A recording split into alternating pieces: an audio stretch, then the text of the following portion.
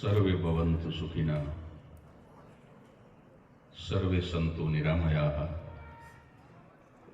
सर्वे भद्राणि पश्यन्तु मा कश्चित् दुःखात् भवेत्।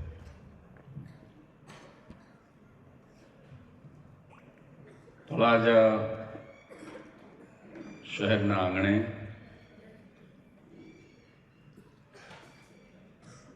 તળાજાની વિવિધ સંસ્થાઓ અને વિવિધ આગેવાનો ટૂંકમાં તળાજા તાલુકાનું સમગ્ર તાલુકાનું આ રૂડું આયોજન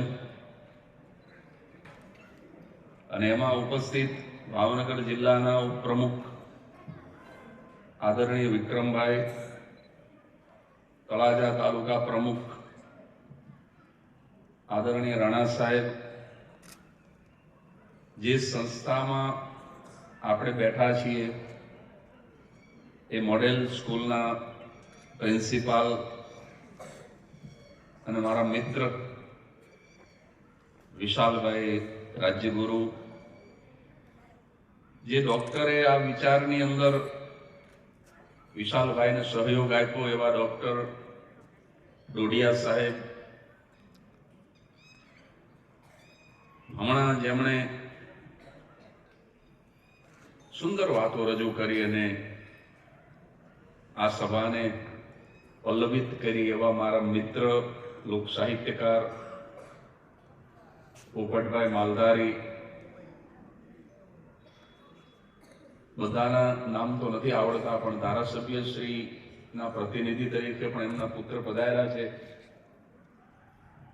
અને આ મંચના ડાબે અને જમણે આ તાલુકાના વિવિધ ક્ષેત્રના સૌ મુરબ્બીઓ, માતાઓ,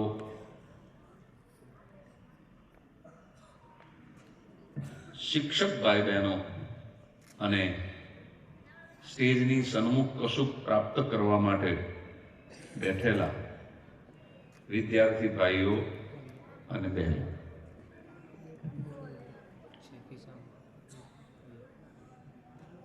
અત્યારે અહીંયા બેઠા બેઠા હું વિચારતો તો એક તાજો વિચાર, અહીંયા બેઠા પછી આવેલો વિચાર કે માણસના જીવનમાં જો 3 વસ્તુ હોય ને તો મને એવું લાગે છે કે એ સફળ થઈ જાય. પોપટભાઈ બોલતા હતા ને ત્યારે હું બેઠા બેઠા વિચારતો હતો કે આજે એવું કંઈક વક્તવ્યની શરૂઆતમાં આપ્યું જે સાવ તાજું હોય 15-20 મિનિટ પહેલા. તો પહેલું તો શું જોઈએ કે માણસના જીવનમાં તપ જોઈએ.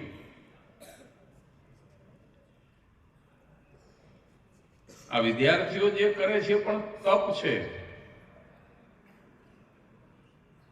સતત 1 વર્ષ સુધી તમે તપ કરો છો, પછી એના ફળ સ્વરૂપે પરીક્ષા આપો છો અને પછી તમારું જેવું તપ એવું તમારું પરિણામ.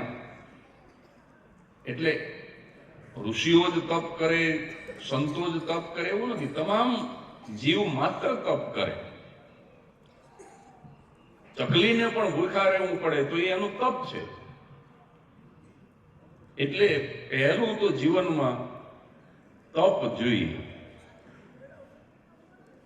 બીજું, જીવનમાં પ્રેમ જોઈએ. પૂજ્ય મોરારી બાપુની જન્મસ્થળી, કર્મસ્થળી, ધર્મસ્થળી જે કહીએ એ તલગાજરડા અને મહુવાની બહુ નજીક બેઠા છીએ અને હું સતત અત્યારે લીંબડીની કથામાં શરૂઆતથી જ એમની સાથે છું. આજે પણ હું કથા પૂરી થઈને પછી નીકળો ને અત્યારે પાછો સીધો ત્યાં જ જવાનો છું તળાજાથી. તો પૂજ્ય બાપુએ પણ જે 3 શબ્દો આપ્યા વૈશ્વિક, એમાં એક આ પ્રેમ છે, સત્ય, પ્રેમ અને કરુણા. તો બીજી જે સફળ થવા માટેની જરૂરી લાયકાત મને લાગી એ પ્રેમ કહેતા લાગણી. આપણી અંદર લાગણી હોવી જોઈએ. એકલું તપ ઘણી વખત બહુ કામ ન કરે જો લાગણી ન હોય તો, અને પછી બહુ વિચાર કરીને અહીંયા જ બેઠા બેઠા વિચાર્યું, આંખો બંધ કરીને. પ્રાર્થના વખતે થોડુંક વિચારતો હતો, થોડુંક પોપટભાઈ બોલતા હતા ત્યારે વિચારતો હતો, એમાંથી આ મળ્યું મને આજે. તો ત્રીજું જરૂરી તત્વ એ માણસની જાગૃતિ છે. તમે તપ પણ કરો ને તમારી પાસે લાગણી પણ હોય, પણ જો અવેરનેસ, જેને અંગ્રેજીમાં કહે છે, જાગૃતિ ન હોય તો જોખું આવી જાય.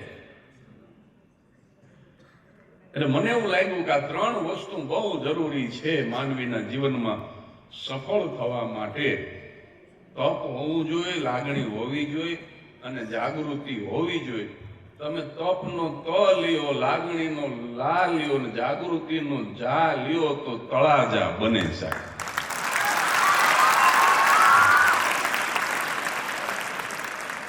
એટલે આ તળાજા જે છે ને સાહેબ, આ તાલુકો, એના તપસ્વી, લાગણીશીલ અને જાગૃત માણસોએ આયોજન કર્યું છે એવું મને લાગે છે. તળાજા તાલુકાની સંસ્થાઓ પણ એવી આમાં જોડાણી છે કે જે ખરેખર તપસ્વી સંસ્થાઓ છે, લાગણીશીલ છે. વિદ્યાર્થીઓ પ્રત્યેની લાગણી ન હોય તો આવું આયોજન જ ન થાય સાહેબ. ગામોગામ નથી થતું આ. અને તમારી જાગૃતિ કે પરીક્ષા આવે માર્ચ મહિનામાં, એ જાગૃતિ જુઓ તમે કે માર્ચ મહિનામાં પરીક્ષા આવે એ પહેલા 10મા અને 12મા ધોરણના વિદ્યાર્થી ભાઈ બહેનોને આપણે કંઈક એવું આપી દઈએ કે જે કદાચ શાળામાં ન મળ્યું હોય. આ સેમિનાર છે, અહીંયા મારે તમને પાઠ નથી ભણાવવાના, શાળાના પાઠ્યપુસ્તકના, કવિતા નથી ભણાવવાની, પણ કંઈક આ બધા વિવિધ ક્ષેત્રના આગેવાનો પોતાના વિચારો રજૂ કરતા હતા. હું તો 5:30 વાગ્યાનો આવી ગયો, પણ થાકેલો હતો એટલે થોડું મારે ફ્રેશ થવું હતું, ચા પાણી પીવા, કપડા બદલા, એટલે હું અંદર બેઠો હતો પણ સાંભળતો હતો. મારા કાન આ બાજુ હતા. તો જે વાતો અહીંથી રજૂ થતી હતી એ લાગણી વગર ન થાય, જાગૃતિ વગર ન થાય.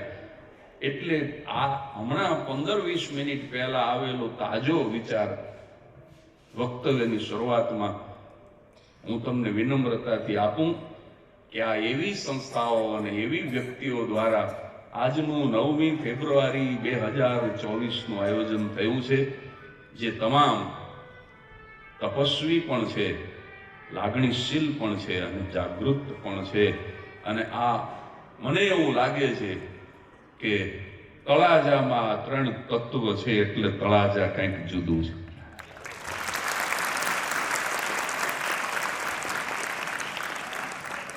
હવે હું વિદ્યાર્થીઓને કેન્દ્રમાં રાખીને વધારે બોલીશ. આજે મારા કેન્દ્રમાં તમે છો. આ નીચે બેઠા, આ ઉપર બેઠા, ખુરશીમાં બેઠા, એ તો બધા છે જ મારા સ્વજનો. પણ આજે મારા વક્તવ્યના કેન્દ્રમાં મારા વહાલા વિદ્યાર્થી ભાઈ બહેનો છે. આપણે આજે મારું વક્તવ્ય છે ને એ આપણે 3 શબ્દને સ્પર્શ કરીને ચલાવીશું એવું મેં વિચાર્યું છે. પછી તમે જેમ કહો એમ, આપણે ચાલુ ગાડીએ તમે કહેશો તો આપણે વિષય બદલી નાખશું. પણ મેં એવું વિચાર્યું છે કે મારા આજના વક્તવ્યના કેન્દ્રની અંદર વિદ્યાર્થીઓ, વિદ્યા ગુરુઓ જે શિક્ષકો છે, અને વિદ્યાલય. વિદ્યાર્થી, વિદ્યા ગુરુ અને વિદ્યાલય, આ 3 શબ્દને કેન્દ્રમાં રાખીને આજે આ મારે વક્તવ્ય આપવું છે. પછી જે કંઈ આ આગેવાનો કહેશે તો હું પાછો એમની ફરમાઈશના વિષય ઉપર પણ બોલીશ.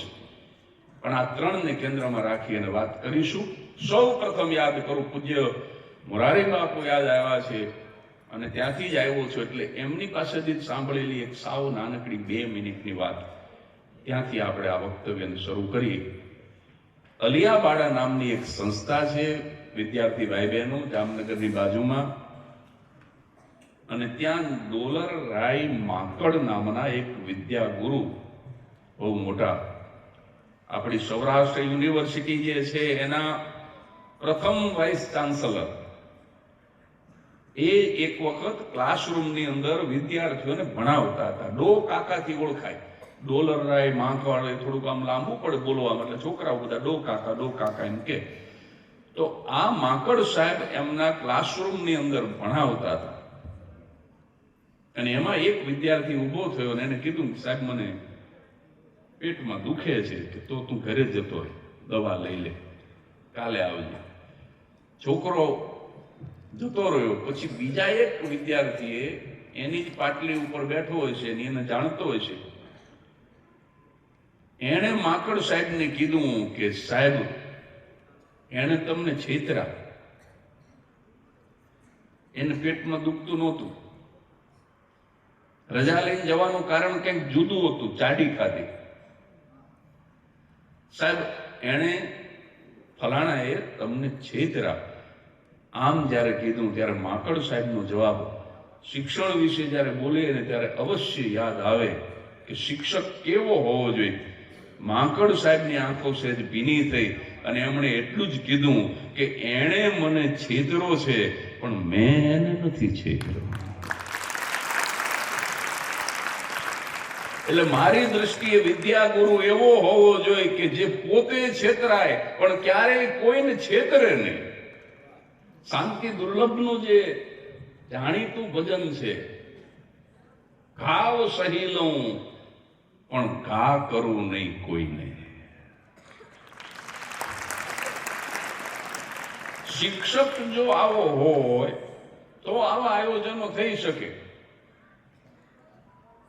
એટલે પહેલી શરત, વિદ્યાગુરુ ક્યારેય વિદ્યાર્થીને છેતરી ન શકે સાહેબ, પોતે છેતરાય.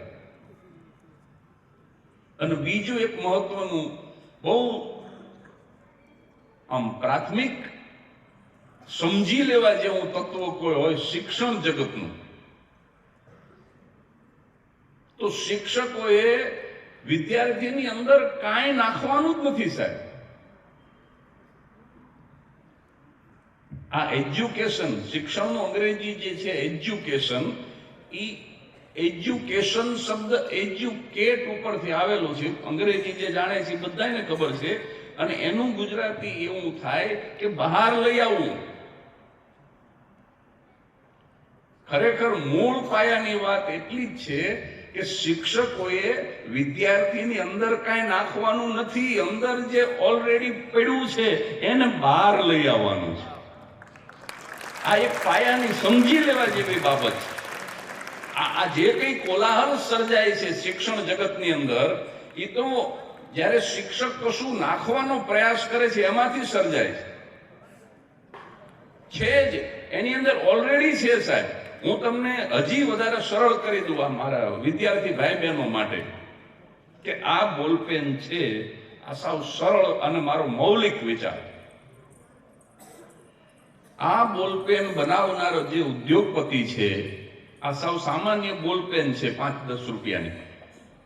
આવી સામાન્ય બોલપેન બનાવનાર ઉદ્યોગપતિ એક ચોકસાઈ, એક તકેદારી એવી રાખે છે કે મારી ફેક્ટરીની અંદર જેટલી બોલપેન બને એ તમામ બજારમાં મુકાવી જોઈએ. રોજની 1000 બનતી હોય કે 10,000 બનતી હોય કે બહુ મોટી ફેક્ટરી હોય ને કદાચ રોજની 50,000 બોલપેન બનતી હોય, તો એક નાનકડો ઉદ્યોગપતિ બોલપેન બનાવવા વાળો એટલી તકેદારી ચોક્કસ રાખે છે કે મારા કારખાનામાં, મારી ફેક્ટરીમાં બનતી તમામ બોલપેન બજારમાં વેચાવા માટે મુકાવી જોઈએ. એમાં કોઈ એવી બોલપેન ન બનવી જોઈએ કે જેને ફેંકી દેવી પડે, રિજેક્ટ જેને કહેવાય ને, કચરા પેટીમાં ફેંકી દેવી પડે. 10,000 બોલપેન બનતી હોય ને એમાં 100 બોલપેન તો બિલકુલ તમે વેચી જ ન શકો, દુકાનદારને આપી જ ન શકો. એવું નાનકડો ઉદ્યોગપતિ પણ ચલાવતો નથી. એટલી તકેદારી અવશ્ય રાખે છે કે મારા કારખાનામાં જેટલી બોલપેન બને એ તમામ દુકાનોની અંદર જવી જોઈએ, વેચાવી જોઈએ. આ મારો મૌલિક વિચાર. મારા વાલા વિદ્યાર્થી ભાઈ બહેનો, આ તમે બરાબર મગજમાં પાકો કરી લેજો. પછી જુઓ તમે આ બોર્ડની પરીક્ષા તમારી. એક નાનકડો ઉદ્યોગપતિ પણ જો આટલી તકેદારી રાખતો હોય તો જગદીશ ત્રિવેદી એટલું જ કહેવા માંગે છે કે એ તો ઉદ્યોગપતિ છે, પણ જે અખિલ બ્રહ્માંડનો અધિપતિ છે, પહેલો તો ઉદ્યોગપતિ છે, આ અધિપતિ છે, પહેલો તો તળાજાનો છે, મહુવાનો છે કે લીંબડીનો છે કે પાલીતાણાનો છે, ઓલો અખિલ બ્રહ્માંડનો અધિપતિ છે. જો ઉદ્યોગપતિ આટલી તકેદારી રાખતો હોય તો મારી શ્રદ્ધા મને એમ કહે છે કે અખિલ બ્રહ્માંડનો અધિપતિ એટલી તકેદારી અવશ્ય રાખે કે મારી ફેક્ટરીમાં જે આ માણસ નામનું પીસ જે બને છે એમાં એક પણ પીસ એવું ન બનવું જોઈએ કે જે રિજેક્ટ હોય, જે સમાજમાં ન ચાલી શકે એવું એક પણ પીસ. એટલે પહેલા તો મારા વાલા વિદ્યાર્થી ભાઈ બહેનો, તમે એક વિશ્વાસ દ્રઢ કરી લ્યો આજની તારીખમાં 9મી ફેબ્રુઆરીને યાદ રાખીને કે તમારા તમામની અંદર ભગવાને કાંઈક એવું મૂક્યું છે કે જેના લીધે તમે સમાજમાં ચાલી જાઓ. કાંઈક ને કાંઈક તમારામાં પ્રતિભા, ટેલેન્ટ જેને અંગ્રેજીમાં કહેવાય, એ દરેક મનુષ્યની અંદર ભગવાન મૂકે અને મૂકે જ. જો એ પ્રતિભા શિક્ષકો પારખી ન શકે તો એ વાંક શિક્ષકનો જ. જો એ પ્રતિભા સમાજ પારખી ન શકે તો એ વાંક સમાજનો છે. સાહેબ, કોઈ માણસ જો ફૂટપાથ ઉપર ભૂખો કે ઉગાડો કદાચ ટાઢમાં થરથરતો હોય તો એ વાંક સમાજનો છે કે સમાજ એનામાં રહેલી પ્રતિભાને પારખી ન શક્યો. બાકી ઈશ્વર તો કાંઈક ને કાંઈક આપીને જ મોકલે. ઉદ્યોગપતિ જો એટલી તકેદારી રાખે તો આ તો અખિલ બ્રહ્માંડનો અધિપતિ છે સાહેબ.